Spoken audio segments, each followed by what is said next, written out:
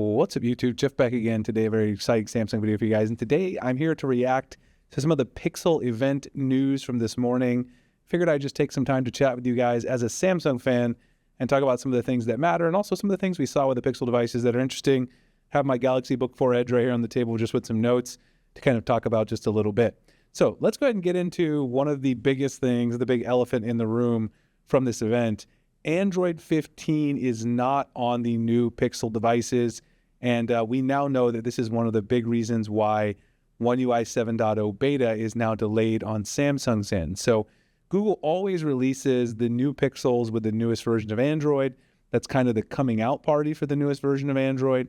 But this year, we are not seeing that, and the main reason is Google moved up the Pixel launch about 2 months. So usually it's in October.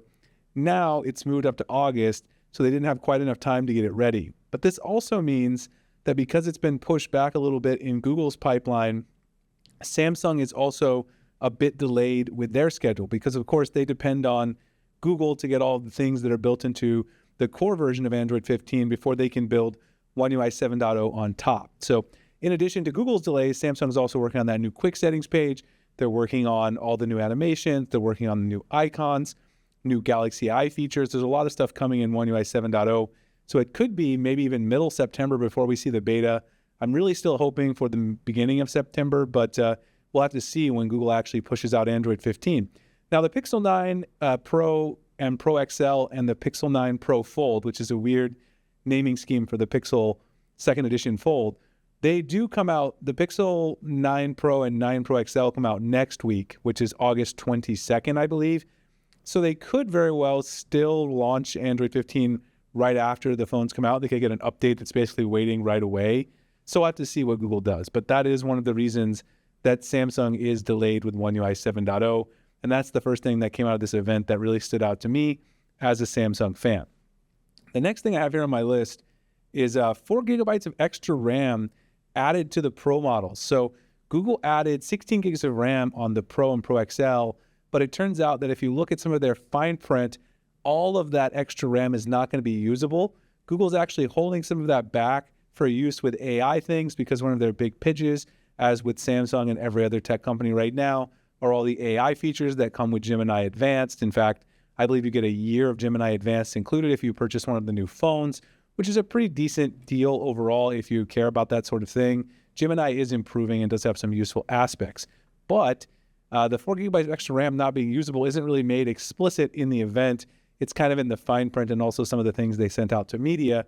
So I thought people would be somewhat interested in that. It will be interesting to see if Samsung does that next year, because we are hearing that the Galaxy S25 Ultra will come with 16 gigs of RAM, something people have been wanting for a while.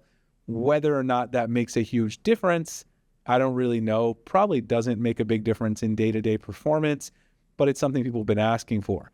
Since Google delivered it, I figured I'd at least tell you, you're not able to use all that yourself. Trade-in deals. So this is a big, fun thing to talk about. Samsung dominates trade-in here in the US at least. Every year when they do their new flagship launches, they always have the highest trade-in values of any OEM out there, including Apple and Google, which is their main competition. That's no exception this time either. Samsung gave $1,200 for a Z Fold 5 when you traded in towards the Z Fold 6 a few weeks ago when those phones launched. Google is offering $760 towards the Pixel 9 Pro Fold if you trade in the Pixel Fold first gen from last year. I don't think that's really that good. It's $440 less than what Samsung was offering. Now, what you do get is you do get a bunch of Google store credit. You also get $350 store credit with the Google Pixel 9 Pro Fold. And if you're a Google One member, which I am, you get 10% of the purchase price back. So you could potentially get almost $600 back in Google credit if you buy the foldable device from Google. But I'd rather just have that back up front, as a trade-in value. And also Google's trade-in kind of stinks because you don't get the money right away. They don't give it to you as instant credit. You've got to wait until your device comes. They send you a trade-in kit. You send it back. Could take a month. And then they will refund the money to your original purchase price, which obviously isn't ideal. But that is how the trade-in deals work with the Google Pixel 9 Pro, Pro XL, and the Pro Fold. So Google still has some work to do there, but I think they've gotten better than where they were at the beginning of the Pixel lineup, where they were offering like $200 or $300 for a brand new Galaxy or iPhone. One thing I was really happy to see that Google did is they finally made it so that the Pixel 9 Pro and the Pro XL have a lot of parity. You're not really losing any major features if you get the smaller phone. I think people really want this. This is something I think Samsung could learn from Google and Apple. Try to make your small phone on the flagship line just as close as you can to the larger one. In the case of the Galaxy phones, this is not the case because the Galaxy S24 Ultra and, of course, the S25 Ultra next year, they have the S Pen, they have better cameras, they have some unique display features, and the S24, the smallest one in the lineup, of course, does not have that. So it'd be really nice if we could see Google and Samsung kind of converge with Apple. This is one place where mimicking Apple would not be a bad thing because there's a lot of people out there who don't want a giant phone if you don't have big hands. If you just carry this, in your jean pockets, you're not carrying it around in a purse or a bag. It would be nice to have that option for the people that want it. So I'm glad to see that Google is doing that. Now, the one thing I don't like that they're doing along with that, still 128 gigabytes of storage on the lowest model for the Pixel 9 Pro and Pro XL. I think 128 gigabytes is just kind of outrageous. It seems like a bit of a cash grab because they want you to upgrade to Google's cloud storage options if you have those lower tiered flagships with lower tier storage, because a lot of people are going to need that. AI takes up some storage. You're going to have huge videos and photos these days. And if you're using generative AI for things, you'll take up even more space, in addition to movies and music, etc. I don't even use a ton of storage on my phone, and I still easily use around 220 to 250 gigabytes on my S24 Ultra. So I just feel like 128 gigs for most people is not enough. If it is for you, that's great, but it just seems weird. You could just make the 256 the same price as the 128. Really not a huge difference in those in terms of Google's cost to put that inside the phone.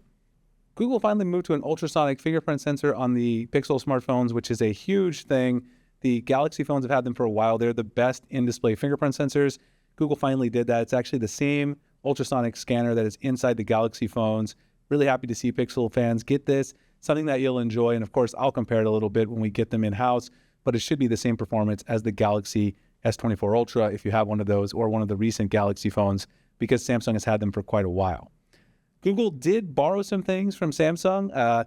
They basically took the idea of the sketch to image that was introduced with the Z Fold 6 and made Pixel Studio, although, of course, they were working on this before Samsung's announcement, as we would know. But I think the sketch to image is still superior because you have the S Pen, you can actually draw stuff. Pixel Studio, you don't have as much of an artistic expression to use the generative AI. So that is something to keep in mind.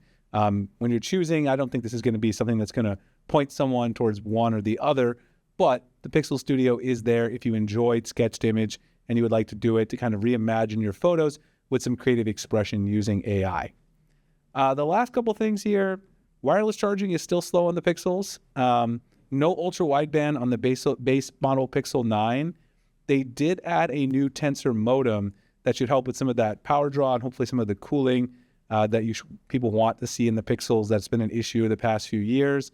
They upgraded the selfie cameras on their phones, but they didn't really do a whole lot in terms of sensors and hardware on the Pixel 9 Pro, Pro XL, and the Fold. It's mainly the selfie cameras that are getting big upgrades. So we'll have to see. Once I get the Fold in, I'll mainly be interested to see how it compares to the Z Fold 6.